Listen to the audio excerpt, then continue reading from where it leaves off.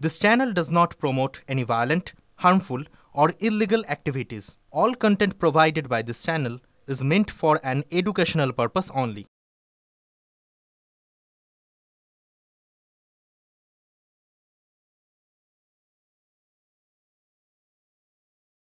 এবার আপনাদের বলবো এক স্যারের কথা, যিনি এক কথায় অনন্য। বলবো এমন আর একজনের কথা, যিনি শিখেছেন শিক্ষকতার জন্য ক্লাসরুমে দরকার পড়ে না, চাই শুধু শেখার ইচ্ছা আর শেখানোর তাগিদ। শুধু পুঁথিগত শিক্ষায় তিনি বিশ্বাসী করেন না, ক্লাসরুমে গিয়ে কিছু জিনিস শিখিয়ে দেওয়া তার কাছে শিক্ষকতা নয়। তিনি পথে নেমেছেন মানুষ গড়ার লক্ষ্য নিয়ে।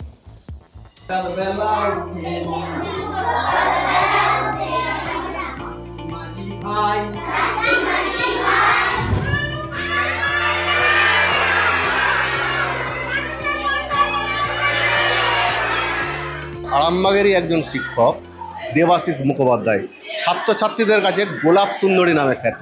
ছাত্রছাত্রীরা তাকে স্যার বলে ডাকে না, গোলাপ সুন্দরী নাম শুনতেই দেবাশিস বাবু ভালোবাসেন। মাঝপুর প্রাথমিক বিদ্যালয়ের প্রধান শিক্ষক মহাশয় দেবাশিস মুখোপাধ্যায় যে কোনো ছুটির দিনে এই সমাজ সচেতনমূলক কাজগুলো করে যায়। দেবাশিস বাবুর কাজ কোনো পুঁথিগত শিক্ষা নয়, গল্পের ছলে, খেলার ছলে ছাত্রছাত্রীদের উদ্বুদ্ধ করা এবং তাদের স্কুলমুখী করে তোলা। যেখানে ড্রপ আউটের সংখ্যা অন্যান্য স্কুলে বাড়ছে, সেখানে খানাকুলের মাঝপুর প্রাথমিক বিদ্যালয়ে ড্রপ আউট কিন্তু নেই, ড্রপ আউট জিরো। এলাকার সবাই জানেন, সবাই মানেন, এর মূলে কিন্তু রয়েছেন এই মানুষটা। শুধু পুঁথিগত শিক্ষা দেওয়া নয়, যার লক্ষ্য মানুষের মতো মানুষ তৈরি করা। আমি বারবার মানুষের মধ্যে ছুটে যাই যে মানুষের জন্য কিছু করুন। মানুষ হয়ে যখন জন্মেছেন তখন মানুষের জন্য প্রত্যেকে কিছু করতে হবে। তবে এমন মানুষের মনেও কিন্তু আজকাল দুঃখ যন্ত্রণার মেঘ জমছে। আমাদের খারাপ লাগে মানুষের মধ্যে একটা সন্দেহ দৃষ্টি যে এই শিক্ষক কি ঠিকভাবে চাকরি পেয়েছে। এই শিক্ষক নিয়োগ নিয়ে দুর্নীতির ফলে আমাদের সত্যি সম্মানটা আমাদের কোথাও যেন আমার মনে হচ্ছে আমরা ক্রমশ পিছিয়ে যাচ্ছি মানুষের হৃদয় থেকে। এটা আমার খুব ব্যথা দেয়। বাধা যাই আসুক, তিনি এগিয়ে চলায় বিশ্বাসী। দীর্ঘ 20 বছর ধরে দেবাশিস মুখোপাধ্যায়কে নানা রূপে দেখা গেছে। এখনো তার দৌড়ঝাঁপ কমেনি, বরং বেড়েছে। ছুটির দিনেও ছুটি নেই, ব্যস্ত অন্য রকম শিক্ষাদানে। উনি শিক্ষাই দিচ্ছেন, যেটা আমাদের পাওয়া দরকার, আমাদের মতন সমাজে এটা দরকার।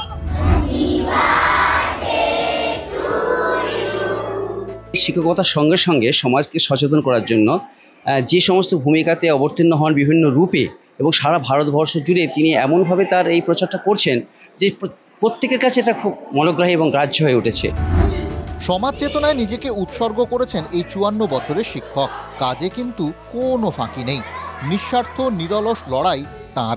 তিনি প্রাথমিক বিদ্যালয়ে পড়ান খেলার ছলে এবং ছেলেদের বলেন যে স্কুল আসতে হবে না, পড়াশোনা করতে আসতে হবে না, খেলতে হবে, খেলার জন্য আসুন। ছাত্রছাত্রীদের জন্মদিন পালন করি, বিগত 10 বছর ধরে করে আসছি। আমি বাচ্চাদিকে নিয়ে সচেতনতামূলক নাটক করি, তাদেরকে ছড়ার মাধ্যমে পড়াই। কোনো সময় আমার এই পোশাক নিয়েও আমি ওদিকে ডেঙ্গু নিয়ে বলুন, করোনার সময় বা বিভিন্ন সচেতনতার পাঠগুলো আমি এই পোশাক পরে বহু পিছিয়ে যে তাদেরকে আনন্দ দিয়ে তাদেরকে পড়াই। আমার কাছে এটাই যে তারা আনন্দ পাক, খেলাধুলো করুক, তার সঙ্গে তারা শিখুক। Bureau report, TV9 Bangla. মন্দির বাজারের পর এবার মেদিনীপুর পুর এলাকা, মাটির বাড়ি ভেঙে দেওয়াল চাপা পড়ে আহত 2 আদিবাসী মহিলা। আহতদের ভর্তি করা হয়েছে মেদিনীপুর মেডিকেলে। মেদিনীপুর পুরসভার বেনেপুকুর এলাকার ঘটনা। খবর পেয়ে ঘটনাস্থলে পৌঁছন কাউন্সিলর এবং পুরপ্রধান। অবিলম্বে বসবাসের উপযোগী বাড়ি তৈরির আশ্বাস পুরপ্রধানের। বিপর্যয় ঘটে যাওয়ার পর পদক্ষেপের আশ্বাসে কটাক্ষ বিজেপির। গতকালই মন্দির বাজারে মাটির দেওয়াল ধসে 3 জনের মৃত্যু হয়েছে, সেই খবর দেখিয়েছি আপনাদের।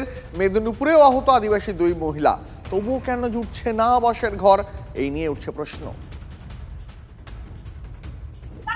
কেন্দ্রীয় সরকার আমাদের হাউস ফর অলের বাড়ি করার যে টাকা দীর্ঘ দিন ধরে আটকে রেখেছে, যার ফলে এই বাড়িগুলো আমরা করতে পারছি না।